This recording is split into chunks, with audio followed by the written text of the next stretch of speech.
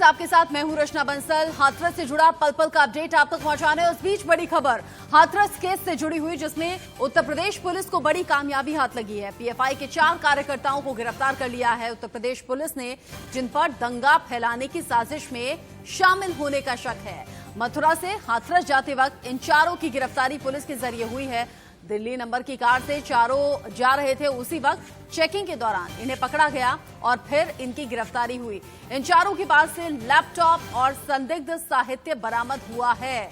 Hathras case में Uttar Pradesh police ने बड़ा खुलासा किया है।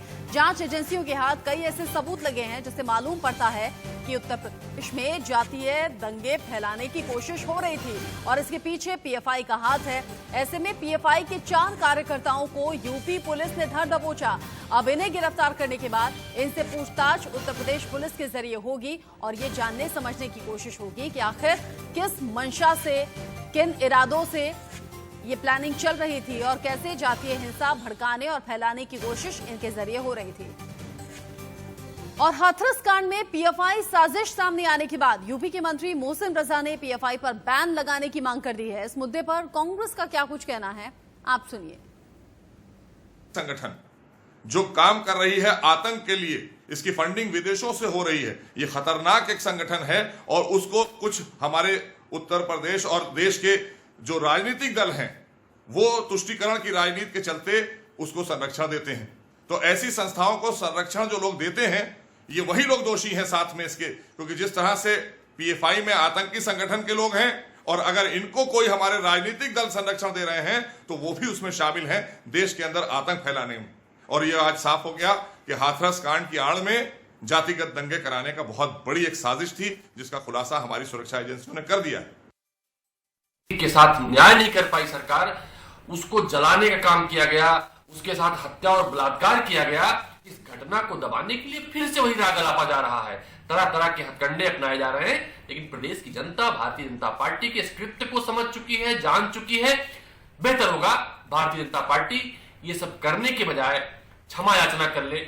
उत्तर प्रदेश के मुख्यमंत्री से देश के प्रधानमंत्री जी त्याग पत्र ले लें। शायद उत्तर प्रदेश में भारतीय जनता पार्टी के कृत्यों की कुछ क्षमा याचना हो सकती है, अन्यथा भारतीय जनता पार्टी इतिहास का हिस्सा बन जाएगी। सिर्फ जांच एजेंसियां बड़ा खुलासा कर रही हैं। मोहसिन रजा कह रहे हैं कि पीएफआई पर बैन होना चाहिए, लेकिन उसके बावजूद भी कांग्रेस है कि अपनी राजनीति करने में लगी हुई है।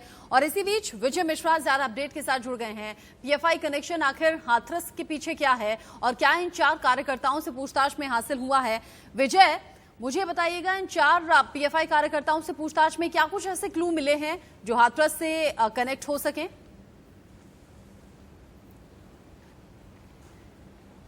देखिए, अभी इससे पूछताछ चल रही है। हालांकि सरकार की तरफ से अभी इस पूरे मामले को लेकर के कोई भी नई बात नहीं बताई गई है। बस सुबह जब इन्हें मथुरा से हाथरस जाते समय गिरफ्तार किया गया था तब ये मामला सामने आया था और उसके बाद जानकारी दी गई थी कि लैपटॉप और कुछ इनके पास संदिग्ध कागजात बरामद हुए हैं। हालांकि उसके बाद से ही लगातार ये कोशिश की जा रही है कि पूछताछ में अब तक क्या निकला है और क्या चीजें रही हैं, वो किस मंशा से हाथरस जा रहे थे और ऐसी क्या चीजें उनके पास से बरामद हुई जिसकी वजह से उन्हें गिरफ्तार किया गया है। हालांकि चारों का स्थान बताया गया है, चारों का ही नाम बताया गया है और इसको लेकर के तमाम तरह की यहां पर राजनीतिक हलचलें भी शुरू हो गई हैं। आपको बता दें कि मोहसिन रजा ने पीएफआई को बैन करने की मांग जरूर की है, लेकिन मुझे याद आ रहा है कि जब यहां पर एनआरसी और इस तरह की घटनाएं हुई थी और सीए की घटना हुई थी और पूरे प्रदेश में दंगा फैला था, तो उस समय भी मोहसिन रजा ने पीएफआई को बैन करने की मांग की थी। हालांकि केंद्र सरकार में भी भाजपा, राज्य में भी भाजपा है, लेकिन अभी तक पीएफआई को बैन नहीं किया गया। ये थोड़ा सा आश्चर्यजनक है, क्योंकि उस समय भी इसका संबंध सिमी से जुड़ने की बात कही गई थी और सिमी जैसा संगठन जो है वो पाकिस्तान के जासूसी संस्था जो है वो उसे हैंडल करती है। तो ऐसे में अब तक पीएफआई को बैन न किया जाना ये सबसे बड़ा सवाल है। और उसके अलावा 100 करोड़ रुपए की जो फंडिंग की बात कही जा रही है उसको लेकर के भी सवालात हो रहे हैं कि आखिर कहां पर किन अकाउंट्स में ये फंडिंग हुई है, कैसे पैसा आया है, किन कंट्रीज से पैसा आया है। हालांकि वेबसाइट के बारे में ये बात आ पाई है कि हैरानी इस बात की सिर्फ प्रदेश में नहीं, देश में, प्रदेश में कई बार इस तरह दंगों के पीछे पीएफआई का नाम सामने आया है। इस तरह के इंडिकेशंस मिले हैं। अगर मोहसिन रजा ऐसी मांग कर रहे हैं, ऐसी मांग अगर बार बार उठ रही है, तो कार्रवाई आखिर क्यों नहीं हो रही? हर्डल्स क्या कुछ है? और इस पर भी कांग्रेस राजनीति अपनी चमकाने की कोशिश कर रही है। लैपटॉप, संदिग्ध साहित्य और बाकी जो सामान, डॉक्यूमेंट्स इन लोगों के पास से मिले हैं, उनमें ऐसी कोई जानकारी निकलकर सामने आई है क्या जिससे पुख्ता हो कि पीएफआई कार्यकर्ता हैं?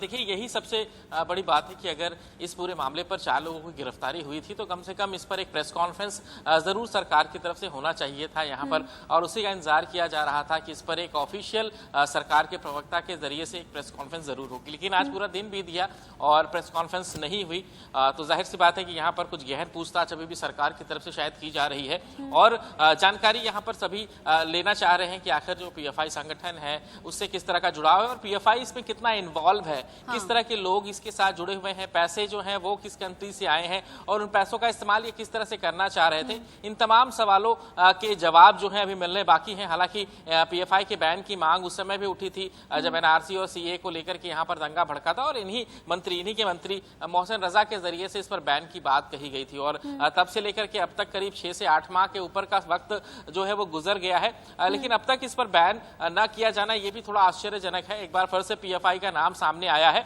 और फिर से पीएफआई की चर्चा जो है वो हो रही है और सबसे बड़ा सवाल यही हो रहा है कि अगर ये लोग आतंकी गतिविधियों में शामिल हैं, इस तरह से देश में अशांति फैलाना चाह रहे हैं, तो इन्हें छूट क्यों दी जा रही है, इन्हें बैन क्यों नहीं किया जा रहा है, जबकि आपकी सेंट्रल में भी आप ही की सरकार है, राज्य में भी आपकी सरकार है। तो ऐसे में इस तरह के संगठनों को बैन करने में दिक्कत क्या है, क्योंकि ऐसे लोग जो है और करोड़ों रुपए की फंडिंग होना ये भी अपने आप में अलग इंडिकेशंस हैं। कार्रवाई कुछ होनी चाहिए और सख्त कदम उठाने की यहाँ पर जरूरत है।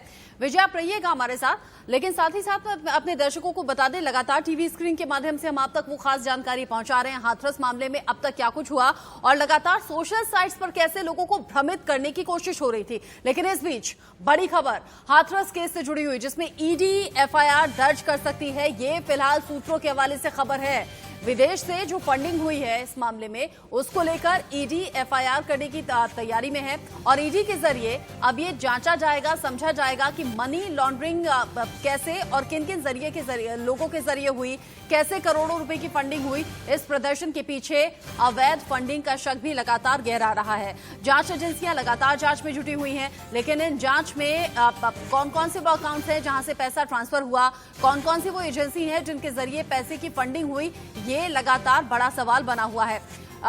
विजय मिश्रा, करोड़ों रुपए की फंडिंग हो जाना वो भी किसी की जानकारी के बगैर, ऐसा तो संभव लगता नहीं। अब ऐसे में अब जब जांच में सामने आएंगे वो नाम, वो चेहरे, वो एजेंसी, तो सब नपेंगे। बिल्कुल सही कहा आपने, क्योंकि जांच एजेंसियों पे बहुत बड़ा सवाल खड़ा होता है, क्योंकि अगर इतनी आसानी से अगर किसी भी बाहरी देश से पैसा अगर अपने देश में पहुंच सकता है तो ये बड़े ही चिंता का विषय है। सिर्फ पीएफआई के दृष्टिकोण से या दंगे के दृष्टिकोण से नहीं, बल्कि आतंकी घटनाओं को भी करने के दृष्टिकोण से देखा जाए तो ये बहुत बड़ा चिंतनीय विषय है पूरे देश के लिए, क्योंकि जाहिर सी बात है कि आतंकियों को पैसा ही सिर्फ चाहिए किसी देश में, बाकी सारी चीजें तो वो आसानी से उपलब्ध करा लेते हैं, क्योंकि हर देश के कोने में कहाँ कहाँ पैसों के जरिए से क्या मिल रहा है ये किसी से छिपा नहीं है। अवैध असलहे हो या चाहे अवैध बारूद हो, ये बड़ी आसानी से हर जगह अवेलेबल रहता है, तो वहां पे बस उन्हें पैसे की ही जरूरत होती है और अगर पैसे उन्हें इतनी आसानी से इस देश में अगर अवेलेबल हो जा रहे हैं तो ये बड़ा ही जांच एजेंसियों के ऊपर सवाल खड़ा होता है। और जाहिर सी बात है कि इस पीएफआई संगठन को लेकर के अब तक सरकार की तरफ से एक जो एक्शन होना चाहिए था वो एक्शन अब तक हो जाना चाहिए था और इसके पहले ही घटनाक्रम में ही पीएफआई को बड़ी सख्ती के साथ सरकार को इस पर कार्रवाई करनी चाहिए। विजय, चूंकि हम लगातार वो जानकारी दिखा रहे हैं अपने टीवी स्क्रीन पर, आप जानकारी बता रहे हैं कि कौन कौन सी वो वेबसाइट्स हैं और कैसे उन वेबसाइट्स पर जानकारी उपलब्ध कराई गई थी, क्या इंस्ट्रक्शंस दिए गए थे, क्या करना है, क्या नहीं करना है, कैसे कपड़े पहनने हैं, कैसे रहना है, अब क्या आपको अपने पास रखना है, डेबिट या क्रेडिट कार्ड नहीं रखना है, ये तमाम जानकारी हम टीवी स्क्रीन पर लगातार अपने दर्शकों तक पहुंचा रहे हैं। लेकिन विजय, अगर ऐसी सोशल साइट्स बनाई गई, अगर ऐसी जानकारी उनमें दी गई, तो फिर साइबर टीम भी इस लिहाज से जांच कर रही होगी। अब किसने वेबसाइट बनाई इसकी भी जांच निकलकर सामने आनी चाहिए और आएगी। बिल्कुल, वेबसाइट के बारे में मैं आपको बता रहा हूं कि जो वेबसाइट के बारे में प्रथम दृष्टया जानकारी आई है उसके बारे में ये बताया जा रहा है कि अमेरिकी बेस्ड ये वेबसाइट है पूरी, मतलब इस देश से नहीं, से मुझे लग रहा है शायद देश के बाहर से हैंडल किया जा रहा था। और साथ ही साथ ये भी बताया गया कि जैसे ही जांच एजेंसी या साइबर सेल ने इसकी जांच को आगे बढ़ाया या इस पूरे मामले पर जैसे ही उनका हाथ गया वैसे ही ये वेबसाइट बंद हो गई। तो सबसे बड़ी चीज ये है इस पूरे मामले पर कि ऐसे लोग लगातार एक्टिव हैं और इन सब चीजों का इंतजार कर रहे हैं, तो जाहिर सी बात है कि ऐसे लोगों पर बड़ी ही बारीक नजर होनी चाहिए। और कम से कम मुझे ये लगता है कि इस पूरे मामले पर ऐसे संदिग्ध लोगों की गिरफ्तारी भी होनी चाहिए थी। हालांकि जानकारी के मुताबिक इस तरह की जानकारी, कल भी एक सूचना आ रही थी कि 4 लोगों को शायद सोशल मीडिया पे कुछ लिखने को लेकर के भी कुछ गिरफ्तारी हुई है। उसके बाद सुबह जानकारी आई कि करीब मथुरा बॉर्डर पे 4 लोगों को गिरफ्तार किया गया, जिनके पास से लैपटॉप और कुछ संदिग्ध वस्तुएं बरामद हुई हैं। तो जाहिर है कि यहाँ पर सरकार की तरफ से कुछ न कुछ एक्शन जरूर किए जा रहे हैं, लेकिन पीएफआई जैसे संगठन पर बिल्कुल बहुत ही कड़ी कार्रवाई होनी चाहिए, सेंट्रल गवर्नमेंट के जरिए से भी और राज्य सरकार के भी जरिए से, क्योंकि देश की सुरक्षा के साथ समझौता बिल्कुल नहीं किया जा सकता। 4 कार्यकर्ताओं की गिरफ्तारी होना, लेकिन प्रेस कॉन्फ्रेंस नहीं होना, हो सकता है कि कॉन्फिडेंशियल तरीके से जांच चल रही हो आगे, क्योंकि मौजूदा सरकार को नुकसान पहुंचाने की, उनकी छवि धूमिल करने की कोशिश हो सकती है। और ये बहुत संभव है कि किसी के कहने पर ये साइट्स बनाई गई हो, लोगों को बहकाया गया हो, बरगलाया गया हो। विजय, आप रहिएगा हमारे साथ। हाथरस मामले में आरोपी रामू की मां और भाई, उन तक इंडिया न्यूज पहुंचा है। रामू की मां और भाई का क्या कहना है आरोपी रामू को लेकर, ऐश्वर्या जैन ने खास बातचीत की है। व्यक्तियों को गिरफ्तार किया था, उसमें से एक शख्स रामू भी था।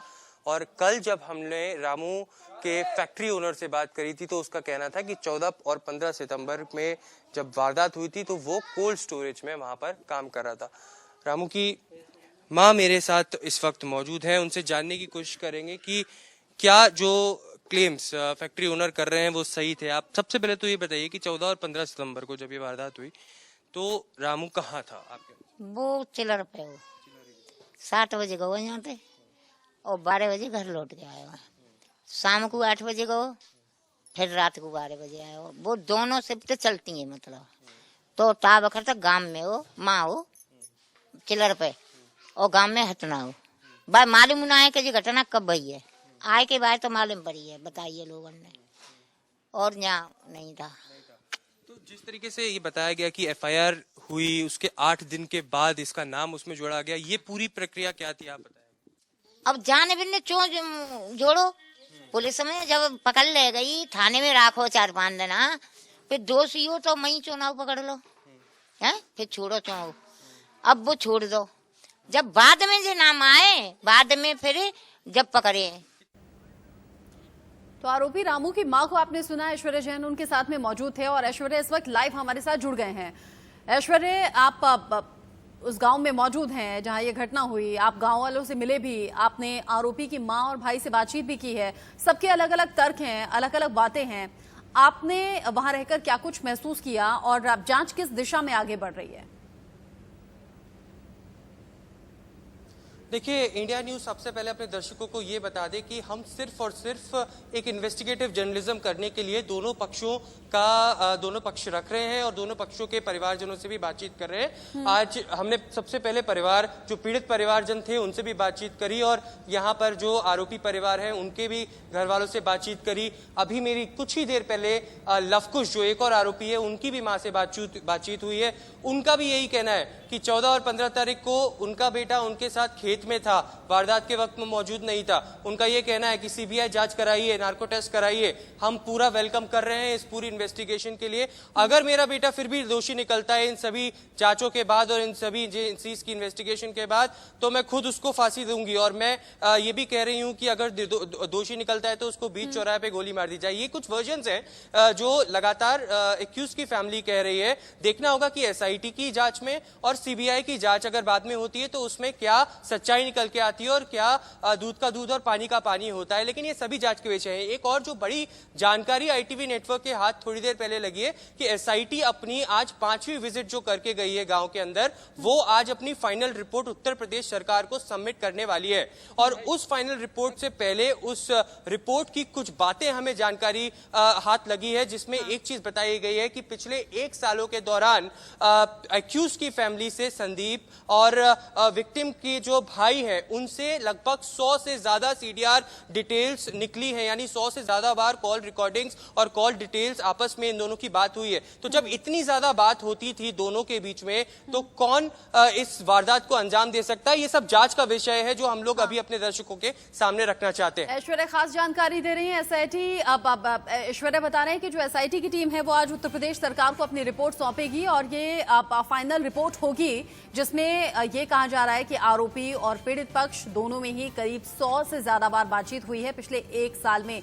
ये भी एक अलग संकेत इस दिशा में निकलकर सामने आ रहे हैं। हालांकि जांच का इंतजार करना होगा, अब जांच का नतीजे तक का इंतजार करना होगा। ऐश्वर्या बहुत शुक्रिया इस अपडेट को हम तक पहुंचाने के लिए। साथ ही साथ विजय मिश्रा भी हमारे साथ जुड़े हुए थे, इस खबर पर खास जानकारी हम तक पहुंचाई। विजय बहुत बहुत शुक्रिया आपका इस अपडेट को हम तक पहुंचाने के लिए। आगे